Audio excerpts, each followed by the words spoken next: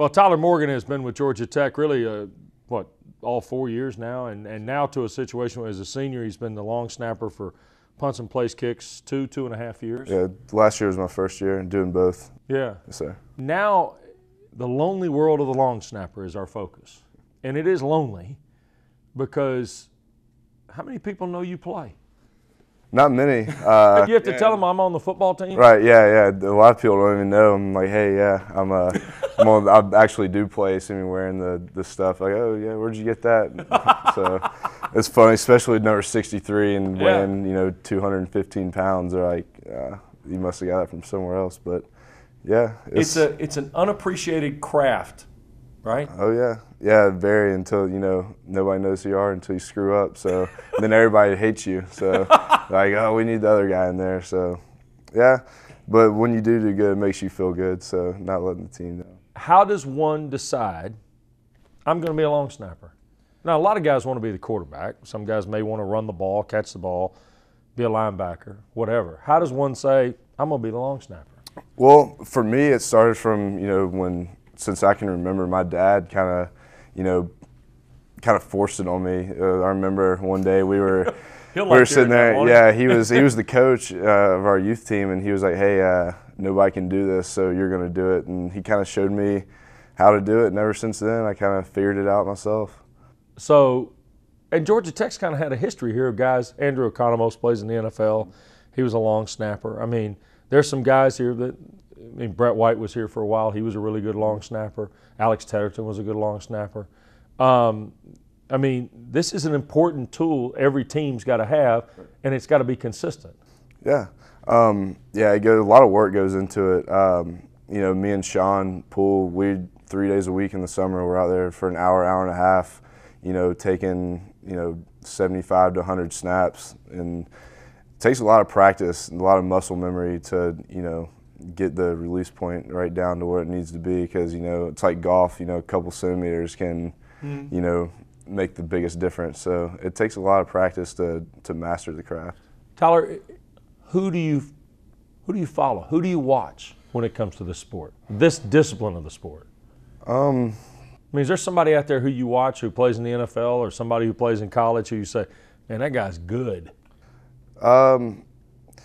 Kind of, not really, not by name. Sure. But, like when the punt team or whatever comes on for any pro game or college game, like punt or field goal, I always, am watching what the snapper's doing or what the specialists are doing, just because I have a connection to those guys, because we all do the same thing and we're all kind of in the same boat together. Sure. So yeah, I really watch those guys and just to see what they do and how they react, and it's a good learning experience sometimes. Let's talk about your journey here. We were talking. You were going somewhere else. Yeah, I'd originally told Ole Miss that I was going to go there with Coach Shebus, and then Coach Johnson, Coach Buzz, and Coach Seawalk one day called me and was like, "Hey, we're going to be coming through town. You mind if we come by and visit you?" And so they came by, and we had to get all our Georgia stuff out of the house, because I was a big Georgia fan. Nobody knows this. This is we're breaking news here. Breaking news here. Yeah, big Georgia guy. Big Georgia guy. Really? Growing up. Oh yeah, and I told my mom and dad that Coach Johnson was coming to the house, and they're, we got to get everything out of here. So it was actually really funny. But yeah, they came and talked me into coming here, and I think it was one of the best decisions I've ever made. Now, if you were committed to Ole Miss, that means you were being offered a scholarship at Ole Miss, right? Or just an opportunity to walk on? I was gonna walk on, okay. And it was kind of the same way here. Yeah. I was gonna go, and the first year that I was there was gonna have a chance to be the starter. Sure. And then if I did start, then I would have got the scholarship then, the same way that Coach Johnson promised me, here, and so that's how it happened. What's the most important part of this? Focus, mental, muscle memory you spoke of a moment ago. If I were to say you got to pick one thing that has to happen every time you snap, what is it? Ooh, that's a good question. I would say to remain calm, being, level-headed. The football game goes like this. Everybody's up and down. Specialists have to be on the straight line. You know, you can't get mad, and you can't, you know, can't get too jacked up. You know, you kind of got to have a level head and you know, be calm pretty much throughout the whole entire game, winning or losing, because, you know, a lot of rides on what you're doing. You know, a lot of people don't know that. So yeah, remaining calm is probably my biggest thing. It's almost like kicking or punting, isn't it? Right. Oh yeah. Yeah, like the kickers and punters, they got to go out there, and it's the same thing. Sure. They can't get too jacked up, because they're going to try and, you know, kick the ball too hard, and they won't hit the spot, and they'll shank it or something. It's all muscle memory, same exact thing every single time. All right, let me ask you I guess the goofy question. Do punters like it to be snapped different ways? I mean, you've had Chandler Anderson, Sean Poole, now Ryan Rodwell. They want it 3 different ways. One guy wants it left, right, center, high, low. Are they all basically in the general format once? I mean, a lot of guys, you know, really like it on the hip, just so they can take it, and it's almost right where they need to drop it. All I have to do is bring it right back up.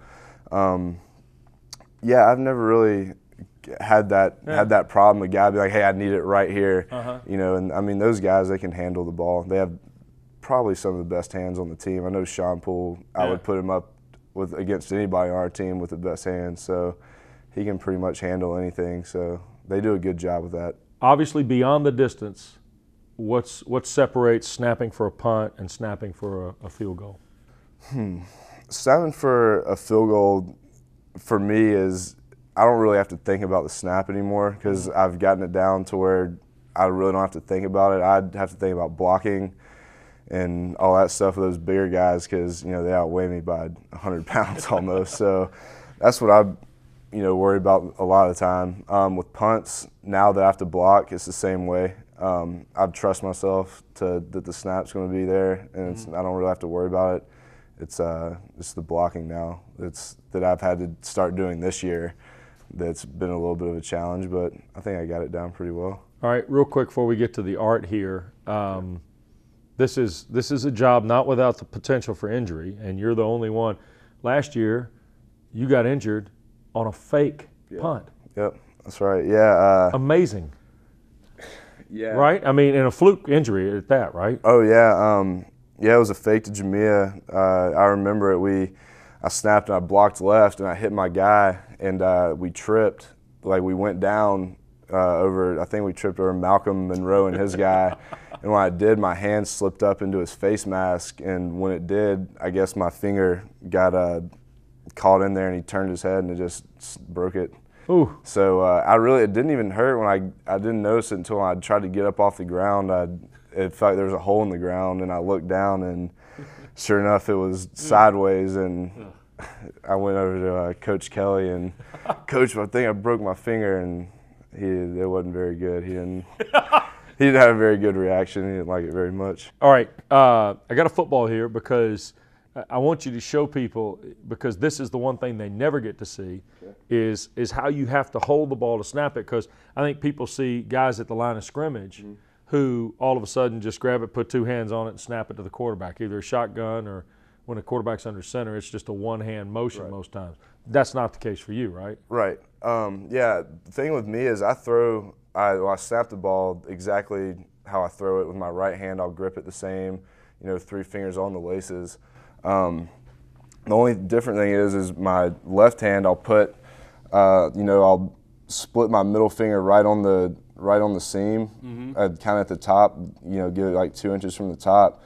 And that's exactly how I'll hold it, and I'll try and do it, where the seam and the laces are north and south, where they're straight up and down. Yeah. And yeah, basically it's the same throwing motion, pretty much how it comes off your fingers.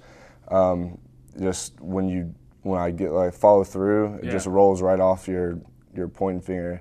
So that's why I couldn't, really do anything even when this was healed, because it still, hurt pretty bad, because it comes off like right on the side of that finger. Yeah. So yeah, I mean it's the same really as throwing, like a quarterback throwing the ball. You just have your left hand as a guide, just to give you a little bit more power coming through. I've always been fascinated. How far do you think you could snap it if you had to? Because it's 15 yards on a punt, about 7 yards on a field goal, right?